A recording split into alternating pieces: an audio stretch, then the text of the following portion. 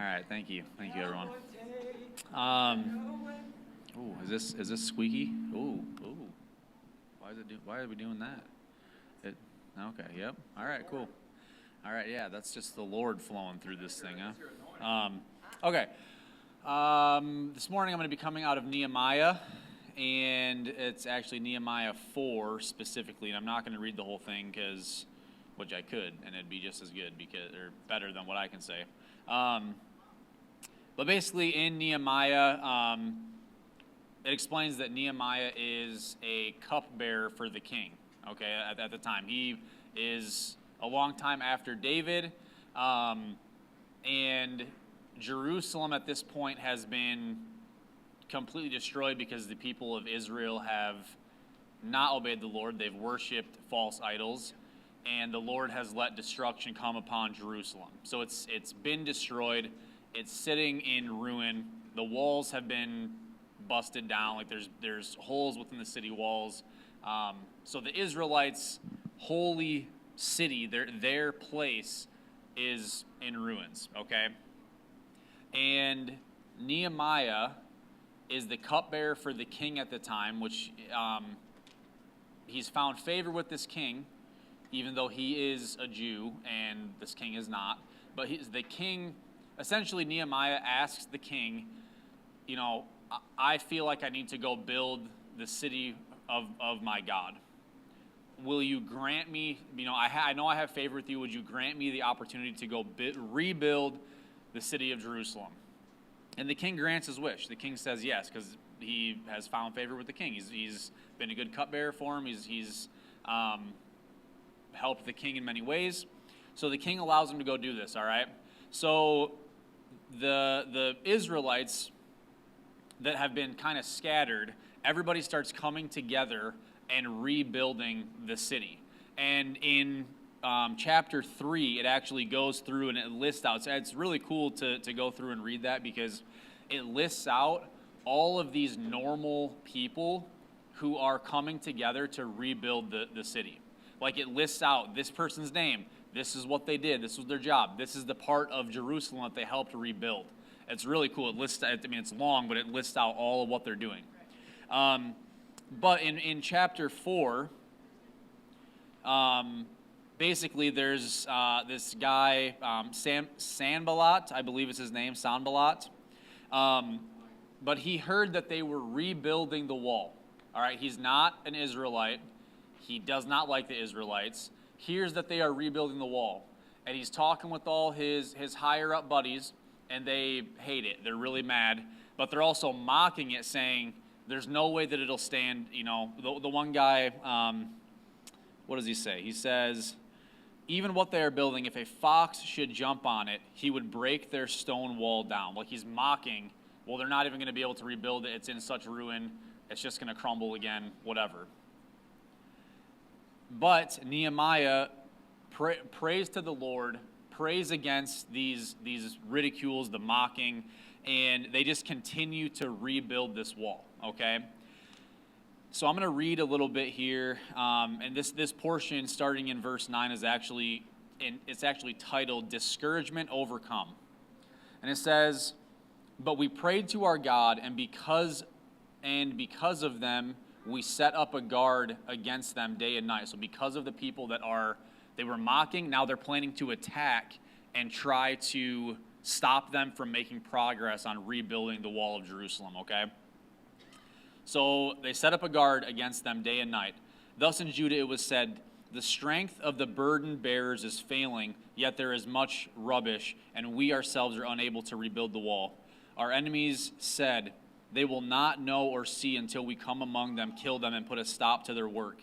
When the Jews who lived near came and told us 10 times, they will come up against you from every place where you may turn.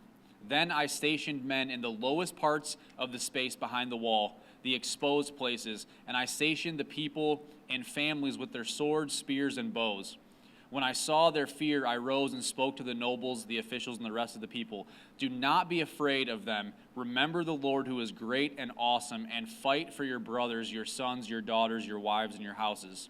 When our enemies heard that it was known to us and that God had frustrated their plan, then all of us returned to the wall, each one to his work. From that day on, half of my servants carried on the work, while half of them held the spears and shields and bows and breastplates, and the captains were behind the whole houses of Judah. Those who were rebuilding the wall and those who carried burdens took their load with one hand doing the work and the other holding a weapon. As for the builders, they wore their sword girded on their side as they built, while the trumpeters stood near me. I said to the nobles, the officials, the rest of the people, the work is great and extensive, and we are separated on the wall far from one another. At whatever place you hear the sound of the trumpet, rally to us there. Our God will fight for us. So we carried on the work with half of them holding spears from dawn until the stars appeared. And just keeps going there talking about that. But that was hitting me so intensely that they are all on mission together. They are one united people that are trying to do something for the Lord. And they have each other's backs. Half of them are working at one time and the other half are standing guard. And then the people that are working still have their sword on them. They're building with one hand, they got their sword or their spear in the other hand. They are ready to fight. They are equipped, and they are not in fear because of the Lord and his protection of them. And I just feel like, there are plenty of things that we can be afraid of in today's culture and being a Christian in the way that the world has gone. There are enemies that spring up against us all the time, and Satan is actively working to destroy the church. But we do not fear him. We step on his head.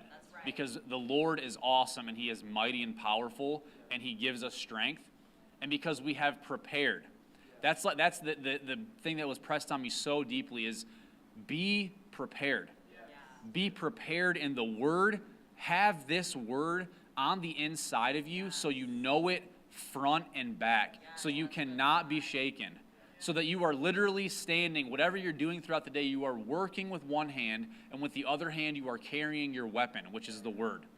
The sword of the Spirit, you're carrying it. You understand it fully. You know it. It's on the inside of you. And along with that, the other little piece of scripture that I want to read here is out of Judges 7, okay? And this is when the Lord has told Gideon to choose men to go fight. And the Lord, he's got like 22,000 men. And the Lord has said, that's too many. You have too many people, because when we go win, then you're just going to think, well, we did it. We just did this without the Lord because we have so many men, we're awesome. And he's like, no, you're not doing that. So Gideon whittles it down to 10,000. And he's like, no, that's too many still. And Gideon's like, well, what the heck? Like, okay, how many people do you want me to have? And he's like, you're going to take all your men down to the river, and you're going to have them drink out of the river. You're not going to give them any other instructions. You're going to go tell them to take a drink. They go down there, and they start taking a drink from the river. And it says, said you shall separate, it says, but everyone, this one shall go with you, and this one shall not go. So he brought the people down to the waters, and he said, you shall separate everyone who laps the water with his tongue as a dog laps, as well as everyone who kneels to drink. So he literally is saying, there are going to be a certain number of men that are going to kneel down, and they're going to use their hand to take water out of the river, and they're going to drink. And there are going to be men who kneel down and put their face right in the water and lap it up like a dog. He said, you're going to take the men who are vigilant, who are kneeling down, who are taking the water with their hand and bringing it to their mouth, and who are actively aware of their surroundings, who are paying attention. And that is just so profound, because he ends up selecting only 300 men to go fight this battle out of the 22,000. But he's selecting the ones who are vigilant. He's selecting the ones who have an awareness of what is going on around them. So that is our call as a Christian, is not to bury our head in the sand and not to throw our hands up and say it doesn't matter what's going on in the world, it doesn't matter what's going on around us in our city because I go to church and I do whatever. We are called to be vigilant and actively fight against and be on watch for the enemy coming at us. With work in one hand and our sword in the other, being prepared and also having absolutely no fear because the Lord has called us to walk in boldness and fight back against the enemy. We do not have a passive faith. We are not a passive people. We are a people who pursue peace that is correct. We are a people who, based on the teaching of Jesus, we live as an example of what he has done, but we're not a passive people. We are actively seeking to destroy the enemy and take back ground for the kingdom of God. Okay? So that is the word this morning is, as you go throughout today, but throughout your week, throughout your month, throughout the rest of your life, every single day, pick up your sword while you go to work and be prepared and always be vigilant for what the enemy is trying to do so that you can smash him right in the face. All right? Okay, that's all I got.